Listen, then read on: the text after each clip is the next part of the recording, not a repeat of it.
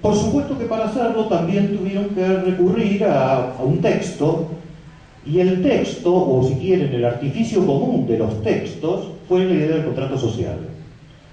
En el modelo anterior, lo que había era una suerte de organicismo, pero natural.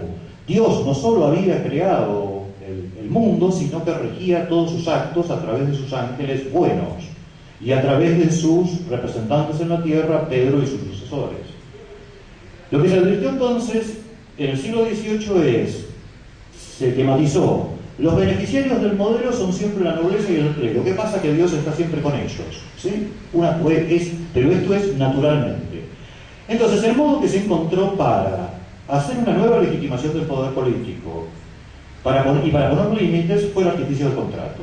Fue la idea común, quizá del pensamiento ilustrado, con sus distintas versiones, que por supuesto van a tener consecuencias políticas diferentes. Quiero decir, si vamos a ver contractualistas, nos vamos a encontrar desde anarquistas como Baldwin, pasando por Locke, Rousseau, Kant, Feuerbach, Marat, un socialismo basado en el contractualismo, absolutismo monárquico, Hobbes, etc.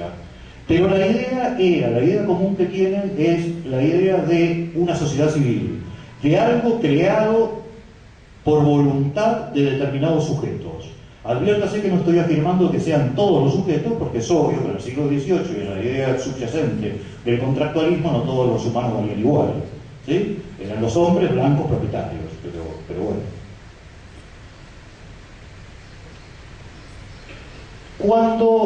¿Quién fue la beneficiaria del modelo o quién estaba pujando con este modelo discursivo? Lo que estaba pujando era una clase que intentaba desplazar a la nobleza y el clero y ocupar su lugar, que era la burguesía. Cuando la burguesía se consolida definitivamente en el poder, abandona la idea del contrato, abandona el pensamiento ilustrado, abandona la idea de límites del poder punitivo y toma lo que aparece en Italia concretamente, que es la escuela positiva, es decir, el positivismo criminológico.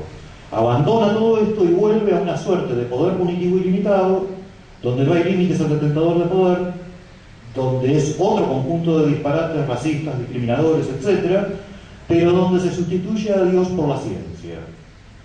Lo que tiene el pensamiento entonces, en la segunda mitad del siglo XIX, desaparece de la idea de Dios. Ya nadie cree en que Dios esté detrás de cada cosa que hacen estos tiranos, y entonces aparece la ciencia y aparece la criminología. A poco de andar advertimos, si queremos saber qué es la criminología constitutiva, y la criminología es nada, es una ciencia o un saber o una disciplina que sistematiza un saber obtenido mediante observación en las instituciones de secuestro. Esa es la criminología. El que lo hace es un médico de prisión y hospicio, Lombroso, ¿sí? Un tipo que intelectualmente no tenía demasiado filtro, demasiada autocensura. Tan es así que salió de una sala de necropsia, habían hecho la necropsia a una persona detenida que se llamaba Vilera, y encontraron que la foseta occipital, abrieron el cráneo, la foseta occipital tenía un formato diferente, tipo o parecido a una mariposa. Salió Lombroso de la sala de necropsia y dijo: encontré la causa de la criminalidad. Es el formato de la foseta occipital. Obviamente que todos los cráneos que abrió después no encontró la mariposa. La mariposa lo tendría él, ¿sí? Se lo impedía ver.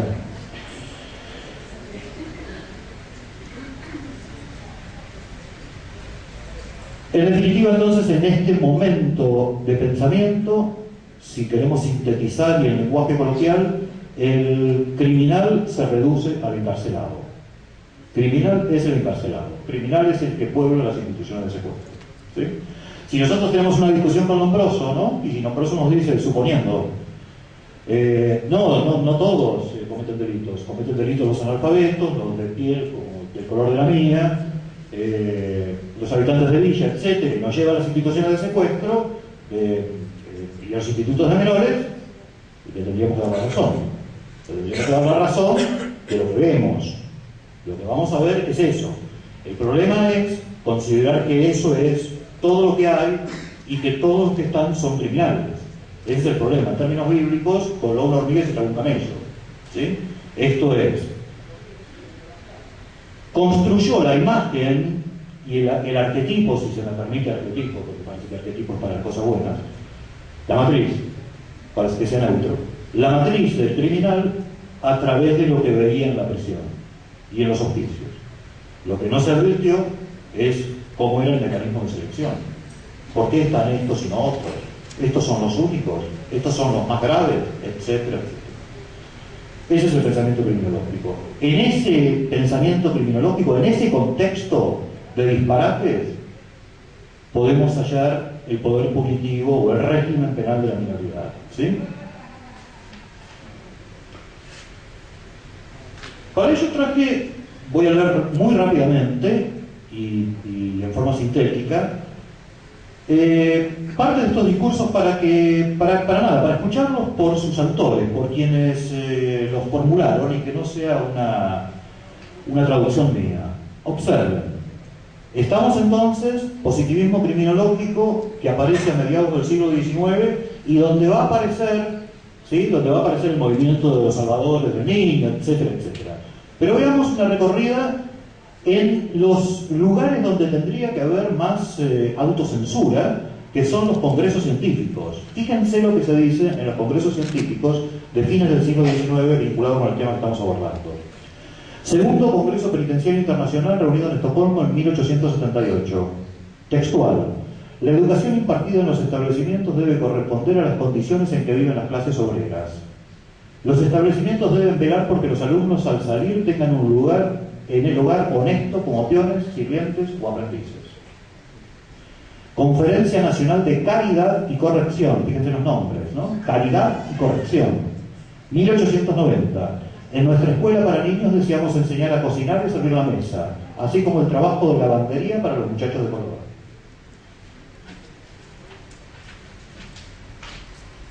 Sexto Congreso Penitenciario Internacional reunido en Bruselas en 1900. Se aprueba la ponencia de considerar la colocación de menores en posesiones coloniales. Mandemos, ¿sí? En Europa, mandemos a las colonias, a los pibes. Octavo Congreso Penitenciario Internacional reunido en Washington en 1910. Se consagra el principio científico de la sentencia indeterminada. Principio científico de la sentencia indeterminada. Quisiera verle las caras a los penalistas que hay acá. Inauguración del cuarto Congreso Panamericano del Niño, Chile, 1924. Dicen los congresistas, los congresos son verdaderas cruzadas de redención y solidaridad humana, en la defensa de la sociedad para lo más sagrado y lo más indispensable, el porvenir de la raza. El cuidado de los organismos empobrecidos para que no se conviertan más tarde en detritus sociales y seres peligrosos. Congreso de Ciencias Sociales realizado en Tucumán, 1916, Clodomiro Cordero decía: posiblemente no exista en nuestro país un problema de mayor trascendencia política y social que aquel que nos plantea la inmigración. Hemos recibido cuanto desecho humano nos envía Europa, una población cuya inferioridad, incultura y heterogeneidad amenaza disolver nuestra coherencia colectiva. Seleccionar la inmigración es una medida que exige la moralidad pública para evitar seres inferiores, tarados, corrompidos y disolventes cuando no criminales. En 1919 se discute en el Congreso de la Nación lo que se llamará después la Ley Agote, es decir, un proyecto presentado por un médico que era diputado conservador de la provincia de Buenos Aires. Fíjense algunas cosas de ese debate parlamentario. Lo que decía su autor, este diputado, Agote: hay que tener presente el peligro que representan los vendedores de diarios. Si se buscan los antecedentes de estos pequeños criminales, se encuentra que son lustrabotas, vendedores de diarios o mensajeros. Está probado que el 50% de los individuos que están en las prisiones han sido vendedores de diarios. Sí, claro. Deseando estar bien informado sobre esta materia, me he tomado el trabajo de visitar todas las cárceles y establecimientos penales de la capital. El autor de la ley del patronato, de la ley Agote, ¿sí? Está probado que el 50% de los criminales han sido lustrabotas. ¿Cómo lo sabés, flaco? Porque me he tomado el trabajo de recorrer las prisiones. Ah, bueno. ¿Está? Hay cosas buenas, ¿no?, en estos discursos. Algunas cosas buenas, y es que Agote, cuando menos, nos suministra la fuente. Los inquisidores también. Los inquisidores que escribieron el Maleur dice: toda nuestra sabiduría proviene de las confesiones de cuantas hemos hecho quemar. Está bien, fantástico. Me decís la fuente de tu conocimiento. Y vos, Agote, ¿cómo decís que el 50% de los criminales han sido vendedores de diarios? Porque visité la prisión. Ahora voy a ir al cuarto momento, que es la reacción, pero primero algunas cosas más de estos discursos. Los vendedores de diarios es el problema. Neruda decía que nuestro continente tiene la tierra oscura de tantos genocidios, por la sangre de tantos genocidios, y el problema eran los vendedores de diarios, ¿no? En el primer Congreso Internacional de Tribunales de Menores, la delegada belga dijo: una sentencia indeterminada convierte la protección en algo permanente. La idea de protección, ¿sí? En la primera conferencia sobre infancia abandonada de delincuentes se discutió lo atinente al abogado defensor. Paz Anchorena, que era el relator de esa conferencia, sostuvo que su intervención no tenía objeto porque podía suceder que la persona menor de edad escuchara su defensa y creyera que el hecho que había cometido no merecía sanción. Esa es la idea para sacar de escena al defensor. Creación de los tribunales de menores. Primer tribunal de menores, o primeros tribunales de menores, provincia de Buenos Aires. Debate parlamentario.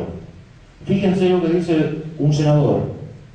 Dicen que han creado un patronato, por medio de este proyecto, para vigilar la higiene, la educación y la moral de los niños abandonados o delincuentes, a los que deberá recoger y educar por su cuenta, o internarlos en casas o asilos privados, o ponerlos al cuidado de matrimonios sin hijos, o de industriales o propietarios que voluntariamente cooperen en esa misión y los empleen en actividades útiles y humanas. Sacar los hijos de los pobres que vayan a propietarios o industriales sin hijos. Es necesario instituir estos tribunales para menores donde el régimen sea preferentemente tutorial y no a base de castigo ejemplificador, donde haya un juez que más de derecho sea un juez de corazón, que ejercite sobre los menores un verdadero amparo paternal. El senador Rocha, autor del proyecto de creación de tribunales menores, dice: el juez colocado frente al niño actúa como defensor y protector del niño mismo, debido a que la ciencia ha establecido en forma terminante que este no es un delincuente sino un inadecuado. La escuela positiva de derecho penal trata de reformar al hombre para quien las penas han perdido el carácter de castigo, para hacer cada vez más medidas de seguridad para la sociedad y reforma para los penados. La criminalidad es el fruto de la mala educación y del ambiente malo. Espero recordar esto que estoy diciendo para contarles lo que aconteció en la década del 60, ¿no?, del siglo pasado. Y termina diciendo: con esta ley de patronato y con esta creación de tribunales de menores haremos legiones de gente buena. La criminalidad es fruto de la mala educación y del medio ambiente, ¿no?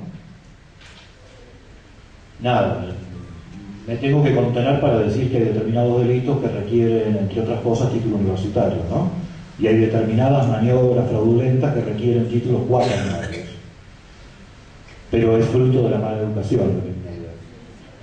El niño debe salir cuanto antes del alcance de la ley penal y de los procedimientos ordinarios, y es una verdad que ya no se discute que el juez de menores no debe inspirarse en la ley escrita y rígida, y que solamente debe decidir de acuerdo a su conciencia. Ante el tribunal para menores desaparece el agente fiscal, cuyas funciones son asumidas por el asesor de menores. Funcionario que dentro del procedimiento de los tribunales especiales es el defensor de los intereses del menor y de la sociedad, que no son opuestos, sino que se complementan bastando este solo funcionario. Recorrido entonces por distintos congresos, debate parlamentario de la ley Agote, debate parlamentario de la ley de creación de tribunales de menores. En la década del 60 del siglo pasado, lo que aconteció, que es el cuarto momento que uno podría contar en estos 800 años de historia, es los cientistas sociales vinieron a decirnos a juristas y criminólogos que teníamos tanto contacto con la realidad como tienen los teólogos, es decir, ninguno. Y entonces nos vienen a decir, desde la sociología, pero es que no se preguntaron por qué están los que están en las instituciones de secuestro. Es que no tematizaron jamás si había algún mecanismo selectivo, cómo era el mecanismo de captación. Por ejemplo, no se preguntaron o no tematizaron o no cuestionaron la reducción del criminal al encarcelado. ¿No habrá una diferencia entre criminalización primaria y secundaria, tomado la criminalización primaria como un programa que no se puede cumplir y que, por tanto, habilita un espacio discrecional para cazar solo a algunos? A partir de estos escupitajos, si se quieren, apareció lo que se dio en llamar las criminologías de la reacción social. Esto es, la idea de que había que abandonar la matriz etiológica y mutilada de encontrar el origen de la criminalidad del delincuente, esa era la idea de la criminología constitutiva, y empezar a ver cómo funcionaba la reacción social frente al supuesto delito.